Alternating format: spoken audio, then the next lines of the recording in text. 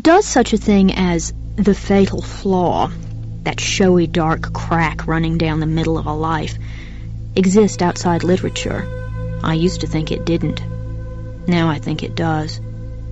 And I think that mine is this: a morbid longing for the picturesque at all costs. It's a very Greek idea, and a very profound one. Beauty is terror. Or is it? Both genuine beauty and terror overwhelm us, arrest our mind in the presence of a force we cannot quite understand. Beautiful things terrify us because they remind us of our own flaws and deficiencies.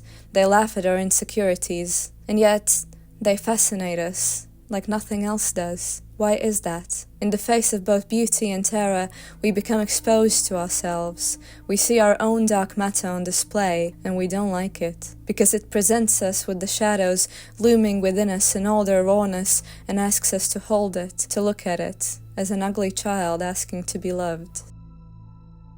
When AI first entered the art world, I was terrified of it. I thought, that's it, there goes my job, some man-made robot is going to swoop in and blow all of my future aspirations out of the water before I even get a chance to prove myself. My fear was my own dark matter. It made me small. Nobody likes to think of themselves as someone who is afraid. So I knew I had to look at it, to take it apart, to make it work for me, because it isn't going anywhere. We can circle back to ancient Greece to see that artists have used a bit of help to aid their workflow for ages. One of their famous myths says that hundreds of years ago, in the city of Corinth, a young woman traced an outline of her lover's profile on the wall. The man was about to leave for war, and so she wished to preserve his image. With the help of a lamp, she cast the shadow of his face and used it as a guide. And that is how Greeks believed painting was born. The part of my work process I've always found to be the most frustrating is looking for reference images, for my own shadows to trace on a wall. I would have some sketches, have the perfect picture ready in my head, but I'd need something to guide me and help me with getting the anatomy and perspective right. So I'd browse Pinterest and Shutterstock and whatnot for days on end, looking for the perfect image, never finding it, wishing I'd have a couple of grand in my pocket so I could organize a photo shoot and take the photos myself. It's the bit of my process that had nothing enjoyable about it. So I figured, why not ask AI to create some for me? I started out by making some rough thumbnail sketches of what I had in mind to make sure I don't lose my own vision in the maze of AI, and then went on writing prompts into Adobe Firefly that would describe those sketches. I was instantly blown away by how much more closer these AI images came to what I had in mind. I then chose the image I liked most, put it into Photoshop, and fiddled with Generate Expand to improve it further. When I got something satisfactory, I put the updated image right back into Firefly as a structure reference photo that then made the software generate multiple different versions of that image while retaining the core composition. God, that was complicated, but stay with me. I then took the generated image, laid it beside me as a reference, and began working on the actual illustration. It was vital to me that when I began my work, I understood the intricacies of the symbolic elements and literary references woven into the novel as well as I can. Although, let's be real, no mortal man can do that simply because Donna Tartt is a genius, and we're not made to fully understand her.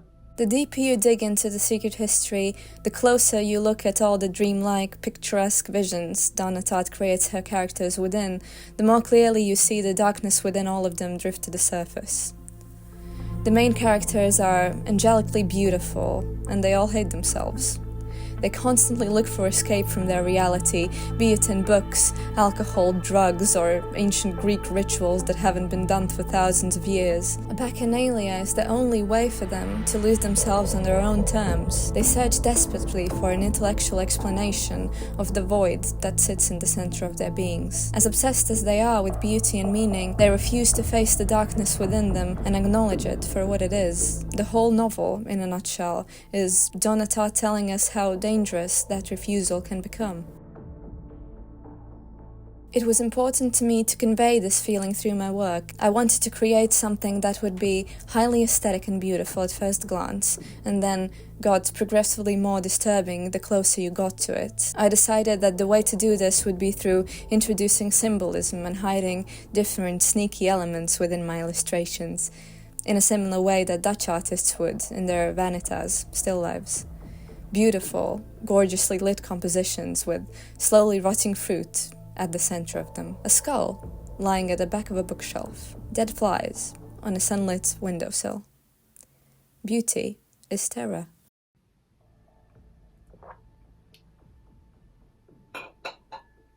My creative practice to me is a prolonged act of looking within myself. Similarly to Richard, beauty is extremely important to me. I don't believe I ever could create an artwork that isn't aesthetically pleasing to me simply because I would find no joy or satisfaction in a process like that. I have accepted this as my own fatal flaw. Though what I do believe could save me is the fact that I do believe beauty has to be wed to something more meaningful. It has to have substance, it has to have something dark and disturbing and something waiting to be looked at, lodged into it. So then it's my job as an artist and an illustrator to take it out and look at it and trace its shadow on my own wall the best that I can.